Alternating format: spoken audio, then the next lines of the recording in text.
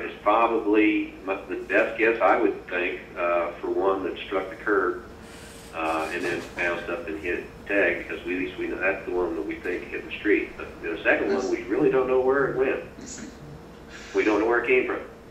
Okay. Now on the third shot, this is one that I suppose where you're controversial on all sides of the issue, because you have written that this shot is a candidate for a single bullet shot, although not a magic bullet shot. Do you want to explain that? Right.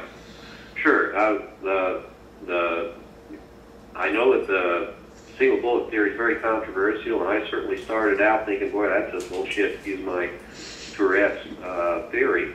But when I began to actually put things together and realize the acoustical evidence does show it coming from the rear, and then I have actually calculated the angles. The angles calculated by the House Select Committee, by the way, are wrong. But when you do calculate the angles, there's enough slop, there's enough looseness in there that, yeah, you could have had a single shot go through Kennedy and hit Connally. And one of the more convincing things is the fact that the bullet that went through Kennedy by the time it hit Connally, it was tumbling. The bullet wound in Connally is an elongate wound, which is not a kind of a wound that you would get if the bullet hit straight on. Well, I wanted to take issue with that, because was Connally turned at that point? I mean, my understanding of the measurement of that wound is elongated roughly to the same extent as the purported entry wound in Kennedy's head. 1.5 millimeters by 0.6 or 0.8 in that range, and clearly that bullet wasn't tumbling. I don't know of any measurement that hit Kennedy in the head that was 1.5 centimeters long. The head entry wound as measured at the autopsy. Well, he had an enormous wound in the top of his head, of course. Mm-hmm. So I'm not sure which bullet wound in the top of the head you're referring to. The entry wound is the one which was itself all pieced together. I mean, we don't right, there you go, exactly. Now we're talking. We're talking about something that was reconstructed. Sure. Yeah, and it wasn't really measured. But wouldn't Connally being turned possibly account for that, or not? I don't see that he could have just being turned coming from the book depository. Of course, that's one of the big issues, and that's why there's slop in this analysis, is because we don't exactly know what their posture was. Mm-hmm. Okay. All right. On the fourth shot is Z312, which is the infamous shot from the grassy knoll in this analysis. And then the fifth one comes a little under a second later, and right. Also apparently from the book depository or that vicinity. Any thoughts on where that one went?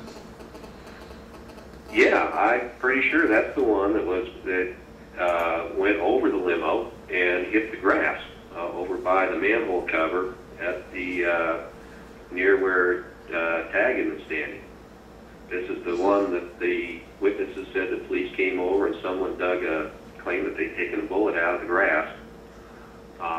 In fact, it was the day after, on Saturday, that Carl Day, the forensic bureau fellow for the Dallas Police Department, went out with a tape measure and measured the distance from the book depository to that spot.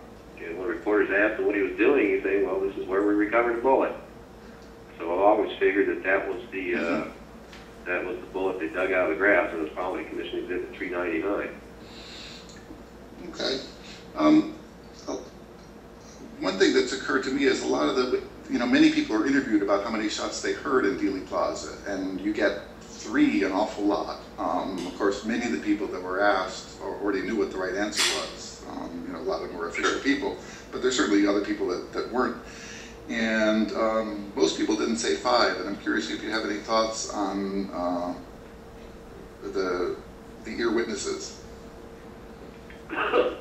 Yeah, one of the problems is going to be with 2 of those shots so close together. I guess one of the problems, they did a reconstruction, a sort of an oral reconstruction in Dealey Plaza years later, And one of my complaints about that is what they did was the acoustical experts went out and they stood at different spots, because it was noticed that the people who were standing near the book depository were the ones who generally thought shots came from the book depository. Mm-hmm. And then people standing further west, out close to the grassy knoll, were the ones that thought the shots came from the grassy knoll. Now the problem is, you know, it's an entirely different problem if you're standing there and listening to a shot, and you know somebody's going to fire a shot, and you're standing there and listening, trying to figure out where it's coming from, after somebody's completely taken by surprise and doesn't know it's going to be a shot. And then if you have those shots which are fired in close succession, which in this case you've got, as I say, 3 shots close together, and then you've got 2 shots close together, a split second apart. Depending on where you're standing in Dealey Plaza, those two are going to sound pretty darn close. Sure, particularly with the echoes, I would imagine. Yeah, or farther apart, and then you've got the echoes on top. Mm-hmm. The interesting thing is that they found on that, when they did that reconstruction, the original purpose of the reconstruction was the claim that they had made that maybe it was echoes that confounded the witnesses. They were trying to explain why was it that so many witnesses thought the shots came from the grassy knoll, which is, you know, Josiah Thompson had shown it was actually a majority of the witnesses. Mm-hmm. And the argument was, well, it must have been confused by echoes. And then actually when they did the test, they found that there was no confusion. It didn't matter where you stood in Dealey Plaza, a gunshot from the grassy knoll sounded like it came from the grassy knoll, and shots in the book depository sounded like it came from the book depository. Interesting. Tom, it's been a pleasure talking to you. Thanks for taking the time with us. Sure thing.